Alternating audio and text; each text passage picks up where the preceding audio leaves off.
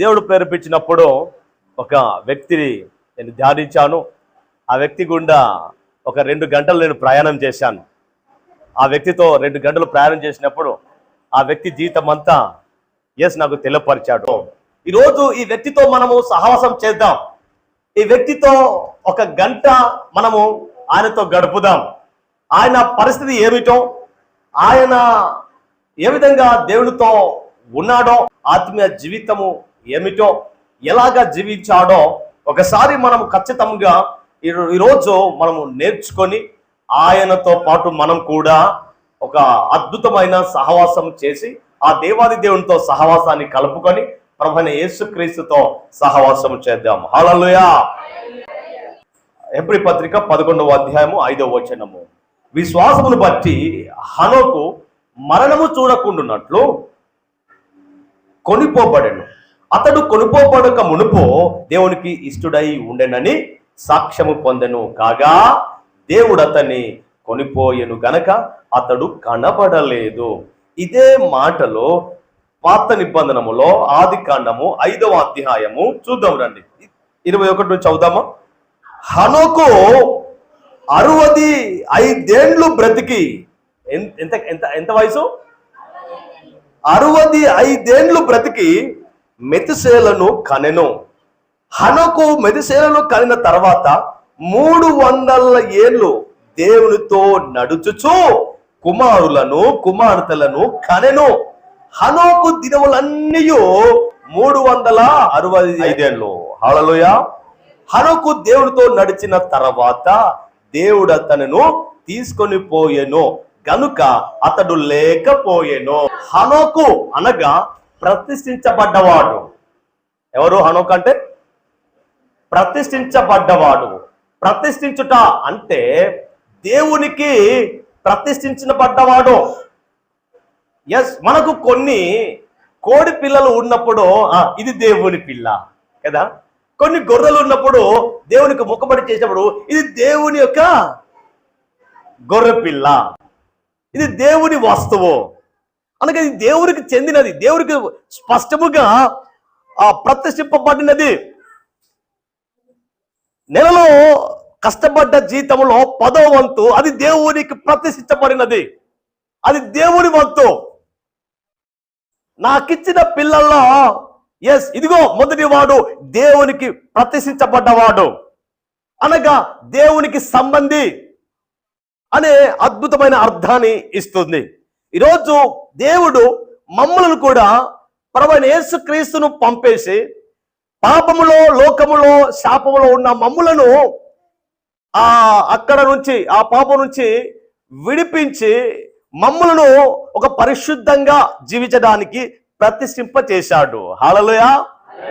దేవుడు తన స్వరక్తము చిందించి నిన్ను నన్ను పరిశుద్ధుడుగా జీవించాలి అని, పరిశుద్ధ మార్గంలో నడవాలని, ఆ పరలోకములో అడుగుపెట్టి యుగ యుగాలు జీవించాలి అని మీరు ప్రతిష్ఠించబడ్డవారు అనగా ముద్రించబడ్డవారు. హల్లెలూయా.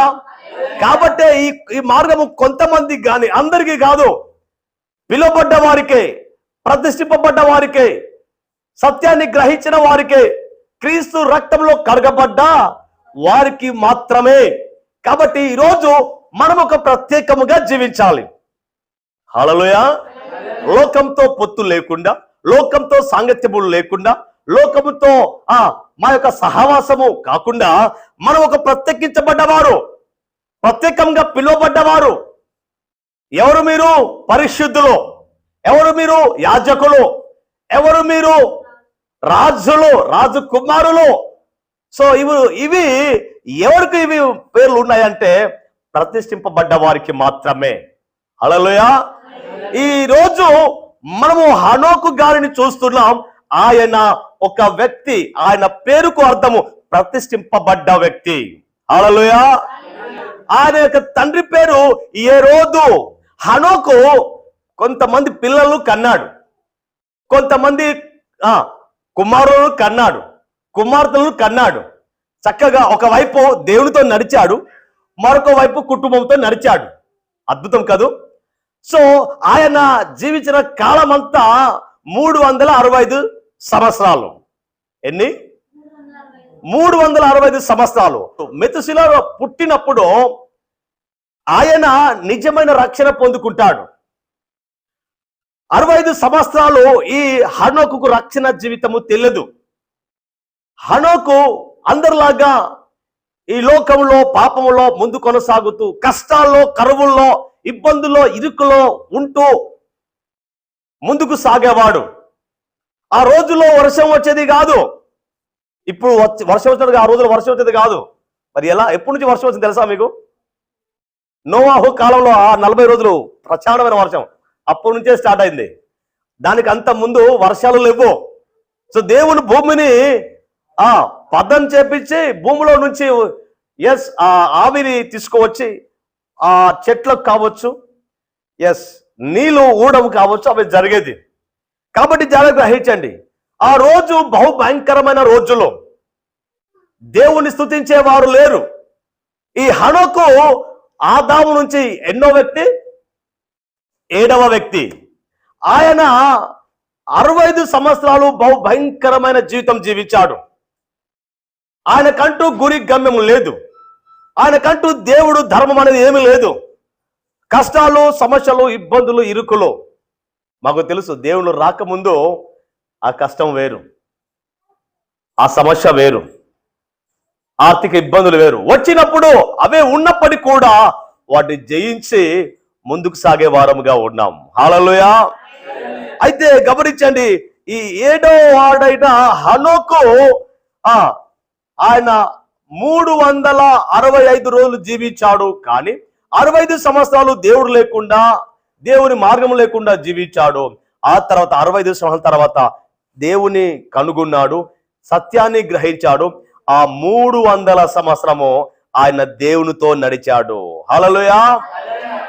ఎప్పుడైతే సత్యాన్ని గ్రహించాడో, సృష్టికర్త అయిన దేవుణ్ణి గుర్తించాడో, ఆయన ఆ రోజు నుంచి బ్రతికినంత కాలము దేవునితో గడిపాడు ఆయన. హల్లెలూయా. బైబిల్లో ఉంది, హనోకు దేవునితో నడిచాడు. ఆమేన్. దేవునితో నడిచాడంటే ఇద్దరు కలిసి నడిచారా అంటే ఏంటిది? దేవుని మాట విని ఆ ప్రకారంగా జీవించి దేవుని సంతోషపరిచేవారిగా, దేవుని ఆనందపరిచేవారిగా, దేవుడి మాట తూచ తప్పకుండా ఎలా జీవించాలో అలా జీవించడమే దేవునితో కలిసి నడవడం. హల్లెలూయా. ఒకనొక రోజంట ఒక వ్యక్తి వెళ్తున్నాడంట. అలా వెళ్తూ అయ్యా, నేను ఒంటరిగా వెళుతున్నా, నా అన్నవారు నాకు ఎవరు లేరు, బంధువులను భుజం తట్టేవారు లేరు, నా కష్టాల్లో, నా సమస్యలో ఎవరు లేరయ్యా, అయ్యా నువ్వైనా ఉన్నావా అనుకుంటూ ముందుకు సాగుతున్నప్పుడంట ఆయన ఆ ఎడారి ప్రాంతంలో అలా నడుచుకుంటూ వెళ్తుంటే ఆ నడుచు కొద్ది పక్కన కూడా 2 అడుగులు ఉంటున్నాయంట, పడుతున్నాయంట. వెనుక తిరిగి చూస్తే ఎవరు లేరంట. అలా నడుచుకుంటూ వెళ్తే పక్కన కూడా మరో 2 అడుగులు, మొత్తం ఎన్ని? 4 అడుగులు కనిపిస్తున్నాయంట. వావ్, దేవుడు నాతో నడుస్తున్నాడు. దేవా మీకు స్తోత్రం, నాతో నడుస్తున్నావు, నాతో ఉన్నావు, ఇక నాకు దిగులు లేదు, నాకు భయం లేదు, ఇక నిబ్బరం కలిగి, ధైర్యం కలిగి నా ఆత్మీయ జీవితాన్ని కొనసాగిస్తా ప్రభా అని చెప్పుకుంటూ ముందుకు సాగుతూ వెళుతున్నప్పుడు కొంత దూరం వెళ్ళిన తర్వాత ఆ అడుగులు కనిపిస్తలేవంట. వెనుక చూస్తే 2 అడుగులే వస్తున్నాయంట. ఈయన 2 అడుగులు మాత్రమే కనిపిస్తున్నాయి. అలా ముందుకు సాగుతున్నప్పుడు ఏమైంది ప్రభా, నన్ను విడిచిపెట్టావా? ఆయన వెళ్తున్నప్పుడు చూడండి, ఒక బండకు తగిలి పడుతున్నాడంట, కానీ పడలేదంట. ఒక కట్టకు తగిలి పడిపోయేవాడంట, కానీ పడిపోలేదంట. సో ఆ 2 కాళ్ళు మాత్రమే కనిపిస్తున్నాయి. అది నడుస్తున్నాడు. ఏంటి ప్రభా, నన్ను విడిచిపోయావా, నన్ను మర్చిపోయావా, నాలో లేవా అని అడిగినప్పుడు అప్పుడు దేవుడు అంటున్నాడట, నీతోనే ఉన్నా, ఇదిగో నాతో ఉంటే నీ 2 కాళ్ళు ఏమైనాయి ప్రభా అని అడుగుతున్నాడంట. అదేంటి ఆయన, ఈ కాళ్ళు ఎవరి? నాయే, ఈ కాళ్ళు నాయే, నేను నిన్ను ఎత్తుకున్నాను కాబట్టి నా 2 కాళ్ళు కనిపిస్తున్నాయి. నీకు బండ తాకినప్పుడు పడ్డావా? పడలేదు, నిన్ను కాపాడింది నేనే నాయన. ఒక చెట్టు కొమ్మ తాకినప్పుడు నువ్వు పడ్డావా? పడలేదు, ఆ 2 కాళ్ళు నాయే. ఇసుకలో ఎండలో నడుస్తున్నావు, కాలు కాస్తున్నాయి, కానీ ఒక్క కూడా గాయం కాల. ఎందుకని? ఈ కాలు నాయే. అవును ప్రభా, నువ్వు నాతో ఉన్నావు. ఆయన మనలోనే ఉన్నాడు, మాతోనే ఉన్నాడు. హనకు దేవునితో నడిచినవాడు. దేవునితో నడవాలి అంటే నంబర్ 1 మొదటిగా విశ్వాసం ఉండాలి. నంబర్ 2 బైబిల్లో ఉంది, దేవునికి ఇష్టడుగా హనోకు జీవించాడు. విశ్వాసం ఉండాలి. నంబర్ 2 ఇష్టడుగా జీవించాలి. నంబర్ 3 ఇతరులకు మాదిరికరంగా జీవించాలి. హనోకును మేము జాగ్రత్తగా పరీక్షించినట్లయితే 65 సంవత్సరాల తర్వాత మిగిలిన 300 సంవత్సరాలు దేవుని యందు బలమైన విశ్వాసం కలిగి ఉన్నాడు. ఎప్పుడు తెలుసా? ఆయన చుట్టూ సమస్యలతో ఉన్నప్పుడు, సమాజం ఎవ్వరు కూడా దేవుని నమ్ముకోవాలా. అప్పుడు దేవుని నమ్ముకోవాలా, దేవుని వెంబడించాలా. కష్టాలు వస్తున్నాయి, కరువు వస్తుంది, సమస్యలు వస్తున్నాయి. అలాంటి సమస్యల్లో, అలాంటి కష్టాల్లో హనోకు దేవునితో ఉన్నాడండి. హల్లెలూయా, హల్లెలూయా. సో 300 సంవత్సరాలు దేవునితో నడిచాడంటే ఆయనకున్న విశ్వాసం ఒకసారి చూడండి. అదే మన విశ్వాసం అయితే, ప్రభా ఇదిగో ఆ కుటుంబం వచ్చేది పోయింది, అక్కడి నుంచి వచ్చేవారు ఏమని రావట్లేదు, అయినా నేను ఒక్కనే భక్తి పరున్నా, నాకే భక్తియా, అయినా నేనెందుకు ప్రభా అని చెప్పేసి మేము కూడా ఆ యొక్క ఆత్మీయ జీవితంలో నిర్లక్ష్యం చేస్తుంటాం, నిస్పృహలో పడిపోతున్నాం, దేవునికి దూరం అవుతుంటాం. కానీ కష్టాల్లోనే, చుట్టూ సమస్యలు ఉన్నప్పుడే దేవునికి దగ్గర కావడం అనేది అది శ్రేష్టమైనది. హల్లెలూయా. అన్ని బాగున్నప్పుడు, అన్ని ఉన్నప్పుడు, డబ్బు ధనం అంతా బాగున్నప్పుడు ఎవరైనా విశ్వాసం ఉండగలడు. ఏమీ లేనప్పుడు, కష్టాల మధ్య, సమస్యల మధ్య విశ్వాసంతో నిలబడమే నిజమైన విశ్వాసం. నిజమైన విశ్వాసం. హనోకు చుట్టూ పరిస్థితులు బాగులేవు, చుట్టూ సమాజం బాగులేదు, అయినప్పుడు కూడా ఆయన మాత్రము ఒకే ఒకడు దేవునితో నడవడానికి విశ్వాసం కలిగి ఉన్నాడు ఆయన. హల్లెలూయా. అంతేకాదు, ఒక తీర్మానం తీసుకొని విశ్వాసంతో ముందుకు సాగుతున్నాడు. సమస్యల వైపు తిరగడంలా, చుట్టూన్నవారు బంధువులు ఉన్నారు, వారి వైపు చూడడంలా దేవుని వైపు చూస్తున్నాడు. హల్లెలూయా. నువ్వు దేవుని వైపు చూస్తే దేవుడు మీ వైపు చూస్తాడు.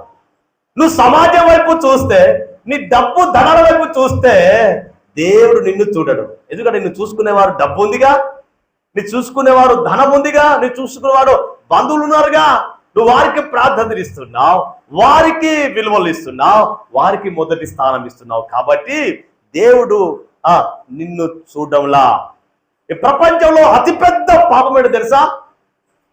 దేవునికి మొదటి స్థానం ఇవ్వకపోవడమే అతిపెద్ద పాపం.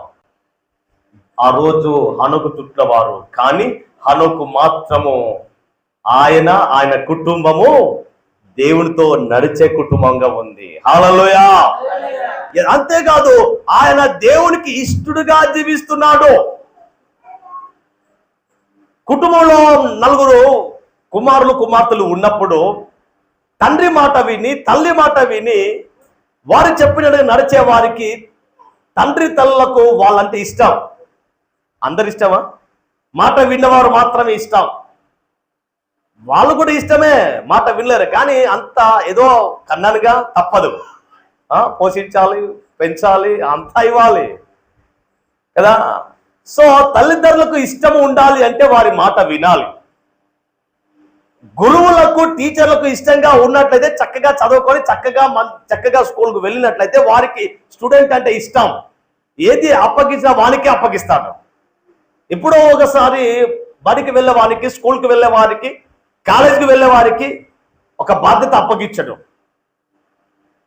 రెగ్యులర్గా వెళ్ళే వారికి, చక్కగా మాట వినే వారికి, నమ్మకంగా ఉన్న వ్యక్తికి, స్టూడెంట్కి మాత్రమే ఆ యొక్క గురువు, ఉపాధ్యాయుడు పని అప్పగిస్తాడు. రిజిస్టర్ తీసుకురావడము, లేదా స్కూల్లో లీడర్ గానో, లేదా బయట ఏ టీచర్కి ఏ అవసరం ఉన్నా ఆయనను పంపుతూ ఉంటుంది. కారణం ఏంటంటే ఆయన ఇష్టము కాబట్టి. ఏదైనా చెప్పాలంటే ఇష్టం వచ్చిన వారికి మాత్రమే చెప్తారు, కానీ ఇష్టం లేని వారికి ఎందుకు చెప్తారు? వారు మాట వినరు కదా. కాబట్టి ఇష్టలుగా ఉంటే, మనం దేవునికి ఇష్టలుగా ఉంటే మన ఇష్టాన్ని దేవుడు నెరవేరుస్తాడు. హల్లెలూయా. ఎస్, కాబట్టి జాగ్రత్త గ్రహించండి. ఈరోజు దేవుడికి ఇష్టలుగా జీవిస్తే దేవుడు మీకు ఇష్టమైనది ఈ భూమి మీద అనుభవించడానికి, విజయం పొందుకోవడానికి, ఆరోగ్యంలో, ఆత్మీయతలో, ఆహారంలో ఆశ్చర్యకరంగా జీవించడానికి ఎస్ నీ ఇష్టాన్ని దేవుడు నెరవేర్చబోతాడు. హల్లెలూయా, హల్లెలూయా. అది లోక సంబంధమైన ఇష్టం గురించి కాదు సుమా, ఇది ఆత్మ సంబంధమైన ఇష్టం గురించి. కాబట్టి జాగ్రత్త గ్రహించండి. దేవునికి ఇష్టలై మేము బ్రతికినట్లయితే ఎస్ అద్భుతంగా దేవుడు మా మాట వింటాడు. ఆమేన్. నా మాట వింటలేడు, నా ప్రార్థన వింటలేదు, నా సమాధానం రావట్లేదు అని ఉన్నారా? అయితే మొదలుగా నువ్వు దేవునికి ఇష్టలుగా జీవించాలి. దేవుని ఇష్టలుగా ఉండాలంటే దేవుని సంతోషపరచాలి కదా. దేవుని సంతోషపరచాలి, మాట విషయంలో సంతోషపరచాలి, చేతల విషయంలో సంతోషపరచాలి, ఆయన పని విషయంలో సంతోషపరచాలి. ఆయన సంతోషపరిస్తే ఆటోమేటిక్గా మేము ఆయనకి ఇష్టలు అవుతాం. హల్లెలూయా, హల్లెలూయా. సో జాగ్రత్త గ్రహించండి. ఇష్టలైన వారికి మాత్రమే ఎస్ అద్భుతమైన బాధ్యతలు లేదా అధికమైన క్షేమము దేవుడు ఇస్తాడంట. ఆమేన్. ఈరోజు మనం దేవునికి ఇష్టలుగా జీవిద్దాం. ఒక తీర్మానం తీసుకుందాం. హనోకు విశ్వాసం గలవాడు. హనోకు దేవునికి ఇష్టడుగా జీవించాడు. మనం కూడా దేవునికి ఇష్టలుగా జీవిద్దాం. గంట తర్వాత మనం మందిరానికి వస్తే, ఆలస్యంగా వస్తే దేవునికి ఇష్టమా? ఎప్పుడో ఒకసారి వస్తే దేవునికి ఇష్టం అంటారండి? నో కదా. ఆయనను సంతోషపరచాలి అంటే ఆయనకి ఇష్టమైనది ఏమిటో, ఆయన సంతోషపరిచే విషయం ఏమిటో, ఎస్ ఆయన యొక్క పని ఏమిటో మనము ఆయన సంతోషపరచాలంటే వాటిని చేసినప్పుడు ఆయన సంతోషిస్తాడు. అప్పుడు నీవు ఆయనకు ఇష్టడిగా మిగులుతావు. హల్లెలూయా, హల్లెలూయా.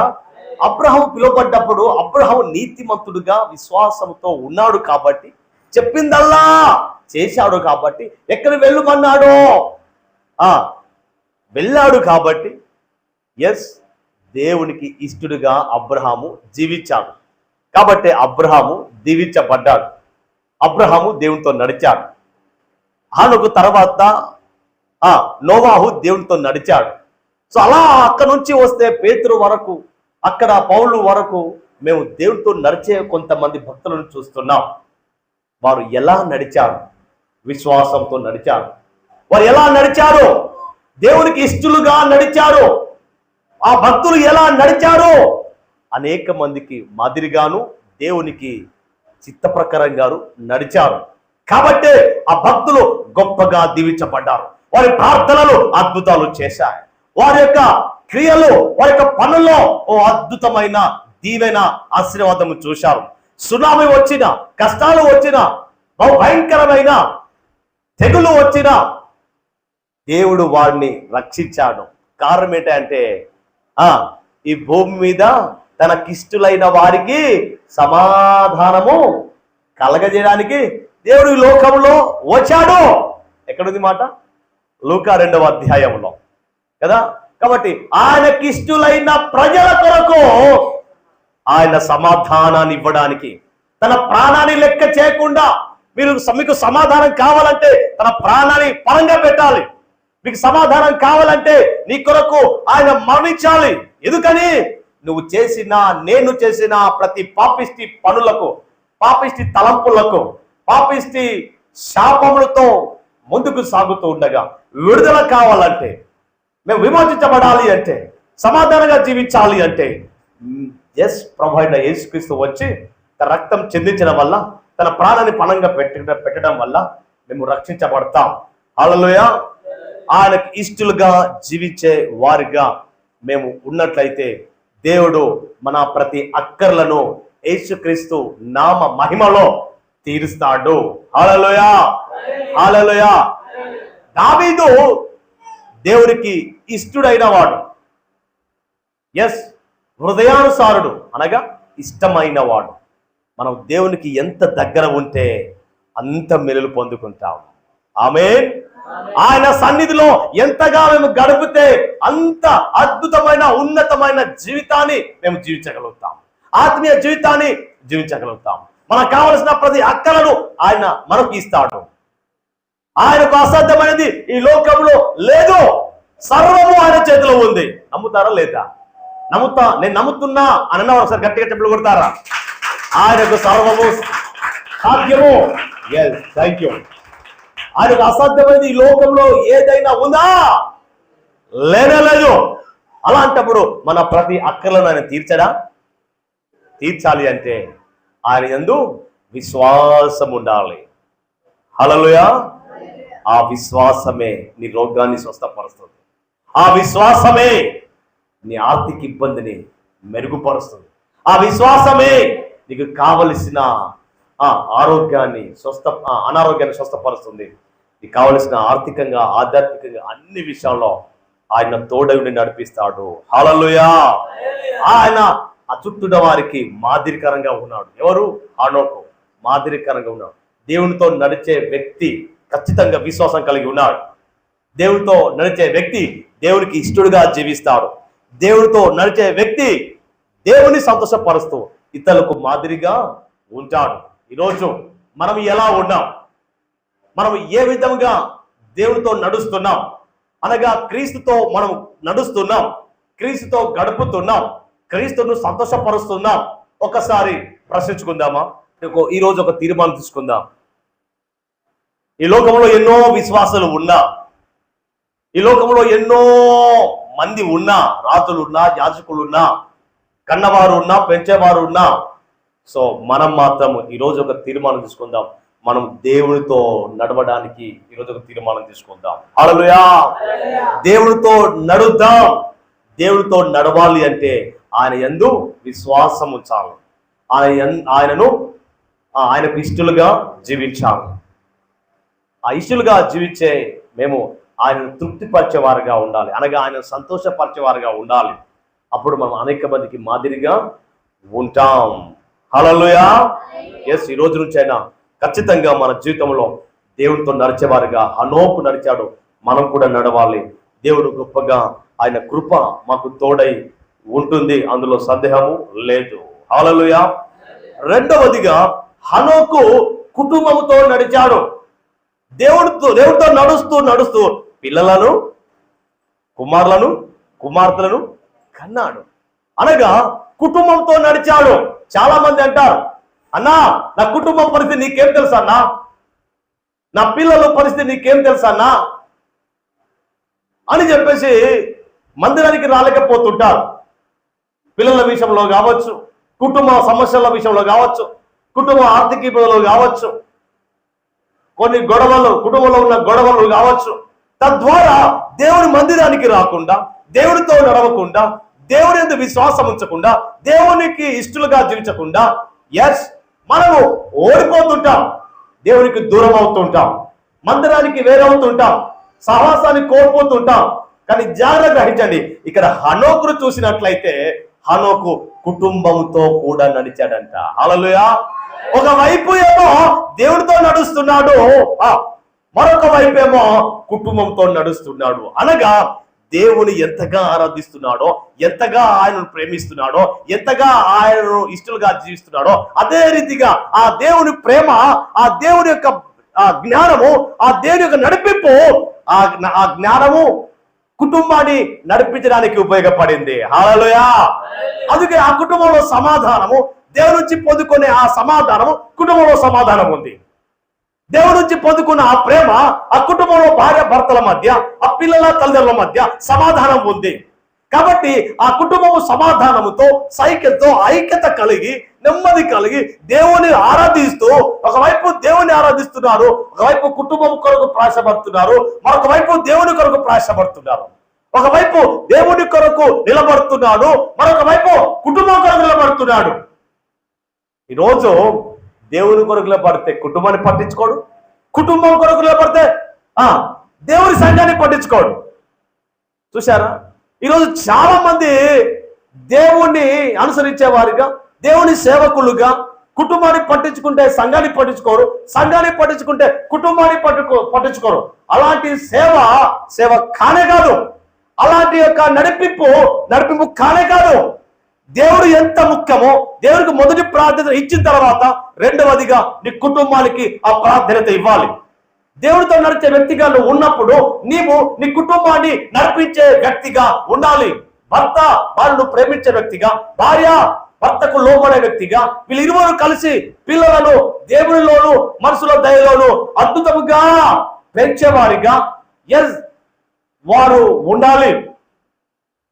అప్పుడే వారు ఒకవైపు దేవుని సంతోషపరుస్తారు, నెక్స్ట్ కుటుంబాన్ని కూడా సంతోషపరుస్తుంటారు. దేవుణ్ణి సంతోషపరచకుండా కుటుంబాన్ని సంతోషపరచలేమండి. ఎందుకంటే ఆ కుటుంబాన్ని సంతోషపరచాలంటే వాళ్ళ తృప్తిని మేము తీర్చలేము. ఏదో కావాలి అనే ఆశ మాత్రం మనసుకు ఉంటుంది. ఆరోగ్యంగా తృప్తి ఉండదు, ఆహారంలో తృప్తి ఉండదు, ఆత్మీయతలో తృప్తి ఉండదు. కారణం ఏంటంటే మనం తృప్తి పరచలేము, ఒక మనిషిని మనం తృప్తి పరచలేము. కానీ దేవుడు గనక ఆ యొక్క వ్యక్తితో ఉన్నట్లయితే దేవుడు తృప్తి పరచగలడు. హల్లెలూయా, హల్లెలూయా. వెంట కుప్ప మీద ఉన్నవాడిని లేవనెత్తువాడు ఆయనే. ఆమేన్. నేను ఈ రోజు ఏమైతే కలిగి ఉన్నానో అందులో నేను తృప్తి కలిగి ఉన్నాను అంటాడు పౌలు. దేవుడు మనకిచ్చిన దానిలో తృప్తి కలిగి జీవించడం వల్ల దేవుడు మరలా సమయానికి దేవుడు ఎప్పుడు ఏం కావాలో, ఎప్పుడు మీ అవసరం ఏముందో ఆయనకు సమస్తము ఆయనకు తెలుసు. హల్లెలూయా.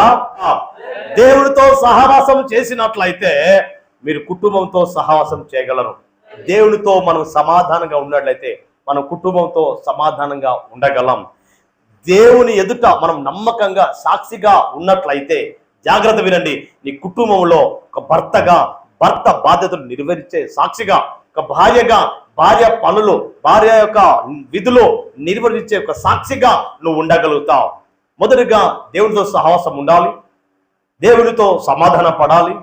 దేవునికి సాక్షిగా ఉన్న ఏ కుటుంబం అయినా ఓ అద్భుతమైన సమాధానాన్ని, ఓ అద్భుతమైన సహవాసాన్ని కలిగి ఆ దేవాది దేవుడు సృష్టికర్త అయిన దేవునికి సాక్షిగా ఉండి సాక్షాత్తుగా ఆ నిత్య జీవం పొందుకోవడానికి ముద్రించబడిన కుటుంబము హనోకు కుటుంబం లాగా మీ కుటుంబం కూడా దేవుని చేత ప్రతిష్ఠింపబడుతుంది.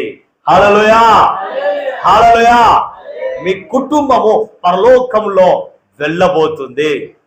ఎస్, కాబట్టి మనం ఒకవైపు పరిచయం చేస్తున్నప్పుడు, మనం ఒకవైపు దేవుడితో నడిపిస్తున్నప్పుడు, దేవుడితో సహవాసం చేస్తున్నప్పుడు, దేవునితో ముందుకు సాగుతున్నప్పుడు మరొక వైపు కూడా ఖచ్చితంగా కుటుంబాన్ని కూడా మనము గుర్తించగలగాలి, కుటుంబాన్ని నడిపించగలగాలి, పోషించగలగాలి. కాబట్టి మొదటి స్థానం దేవునికి ఇచ్చిన ఆ హనోకు రెండవ స్థానం తన కుటుంబానికి ఇచ్చాడండి. కాబట్టి ఈరోజు నిజంగా సమాధానం కావాలి అంటే మనం ఎక్కడ రావాలి? ఒక మాట చూద్దాం.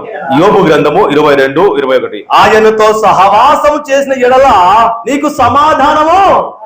ఒకసారి చప్పుడు కొడతారు గట్టిగా. వావ్, థ్యాంక్ యూ లో. అలాగే నీకు మేలు కలుగును. హల్లెలూయా.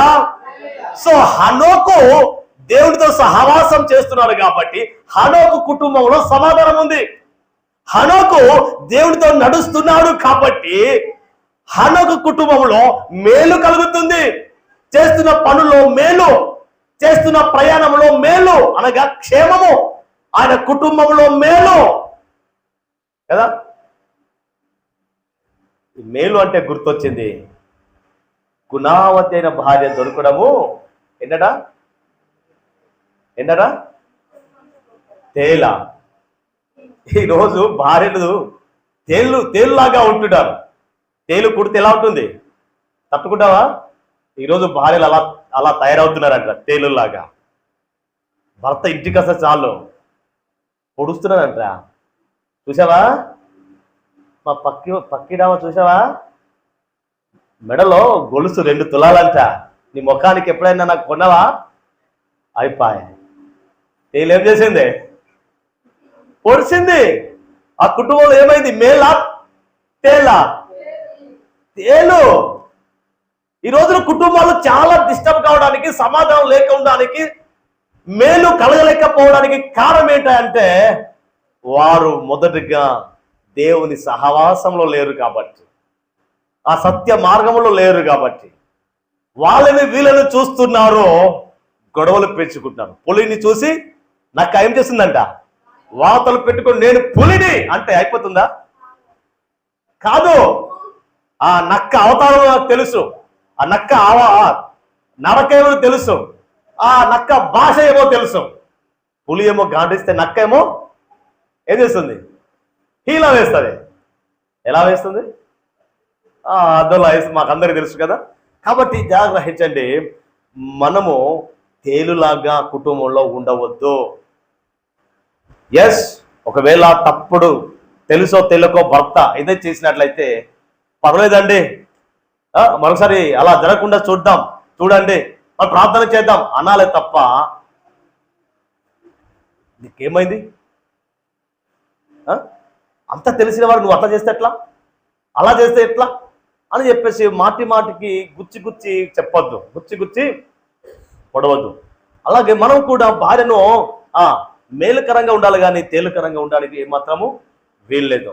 కాబట్టి ఈ సందర్భం ఎందుకో గుర్తు వచ్చింది కాబట్టి చెప్పగలిగాను. రైట్, జాగ్రత్త గ్రహించండి. దేవుడితో సహవాసము చేయడం వల్ల ఏమొస్తుందంట? సమాధానము. నెంబర్ 2, మేలు. ఈరోజు ఈ ప్రపంచంలో ఉన్న ప్రతి కుటుంబాలకు, ప్రతి మనిషికి ఈ రెండు అవసరమా కాదా?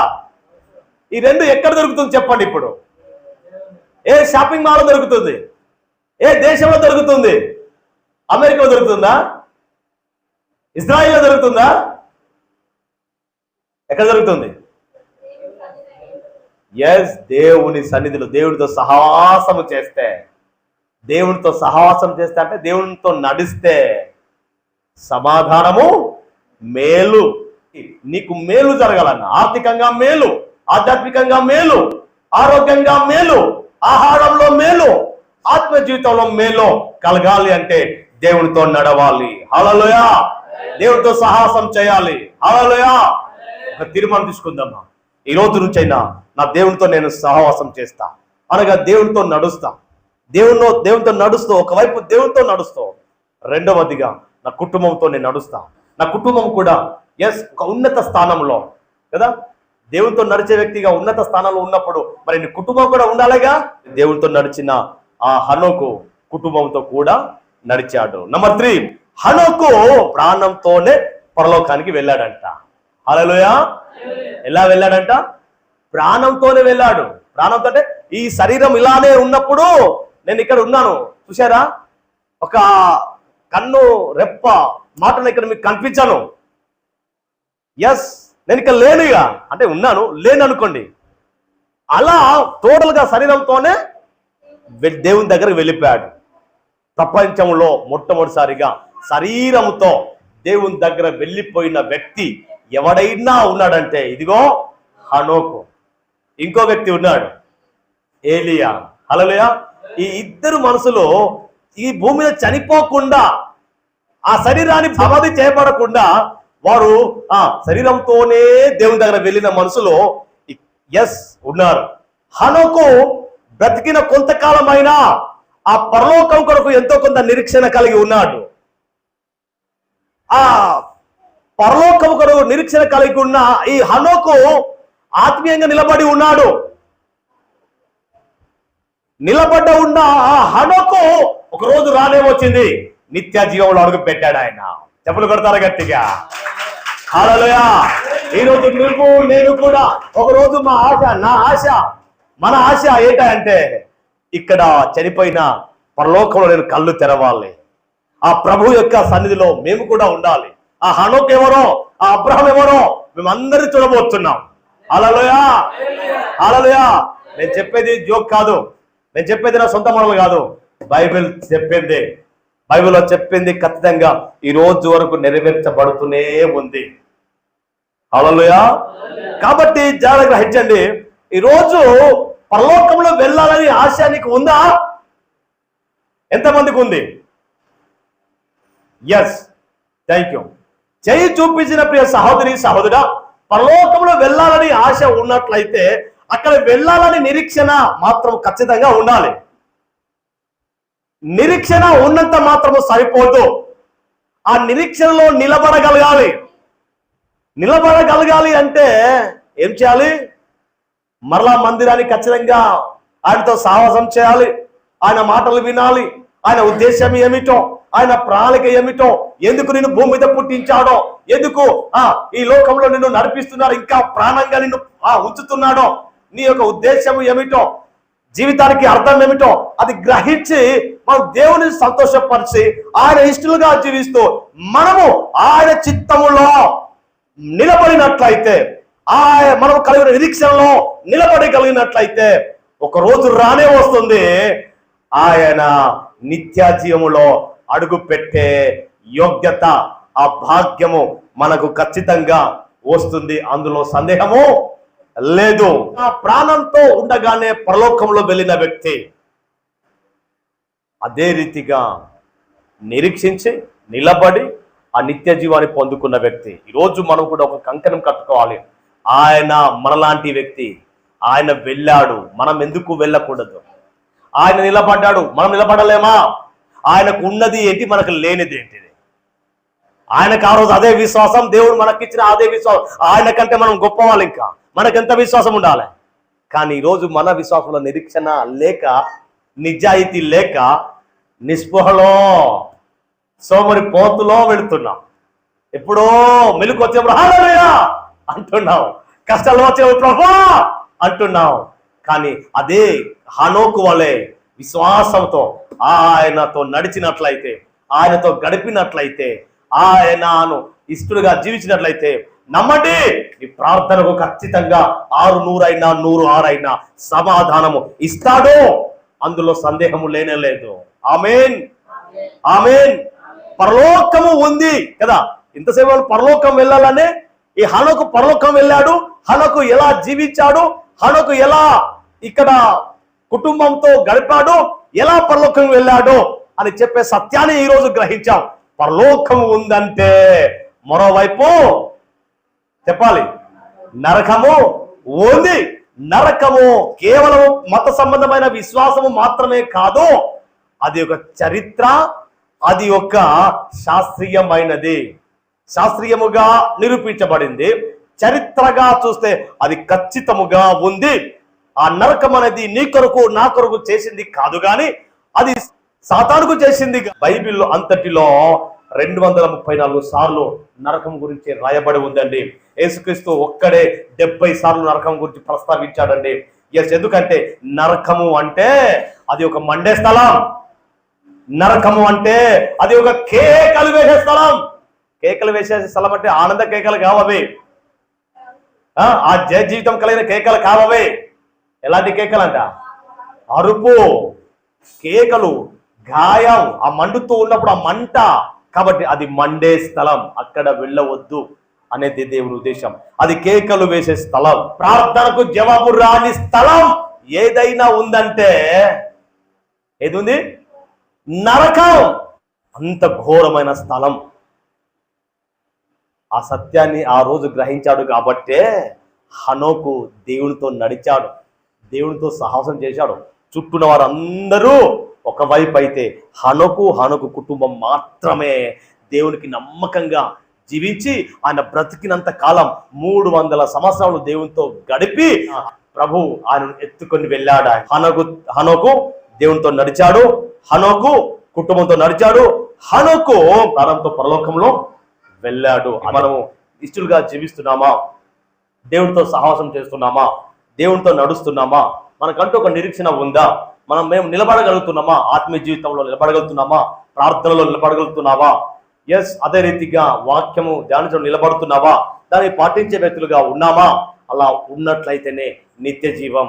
ఉత్త పుణ్యానికి పరలోకం వస్తుందంటారా? ఎంత కష్టపడాలండి? ఈ లోకంలో ఎంత కష్టపడాలి? ఇదిగో మీతో సహవాసం చేస్తాం, ఆ సహవాసమే మా కుటుంబానికి నాకు సమాధానం వస్తుందని స్పష్టంగా మాట్లాడి ఉన్నారు. కాబట్టి అతి గొప్ప కృప మాకు దయచేయమని, సహాయం చేయమని యేసు క్రీస్తు శ్రేష్టమైన నామంలో వేడుకొని ప్రార్థిస్తూ ఉన్నాము తండ్రి. ఆమేన్, ఆమేన్, ఆమేన్. ప్రభు పేరట అందరికీ షలోమ్ అనగా మీకు సమాధానం కలుగును గాక. బ్రదర్ జి ఆనంద్ తేజ కృపా టెంపుల్. మీ ప్రార్థన అవసరాలకు నా ఫోన్ నంబర్ 9490218938. తప్పక యూట్యూబ్ను ఫాలో కండి. మీకు నచ్చితే సబ్స్క్రైబ్ చేయండి, షేర్ చేయండి. అనేక మందికి దీవెనకరంగా దేవుడి మాటలను పంచండి. దేవుడు మేము మీ కుటుంబాలను దీవించునుగాక. Thank you. God bless you.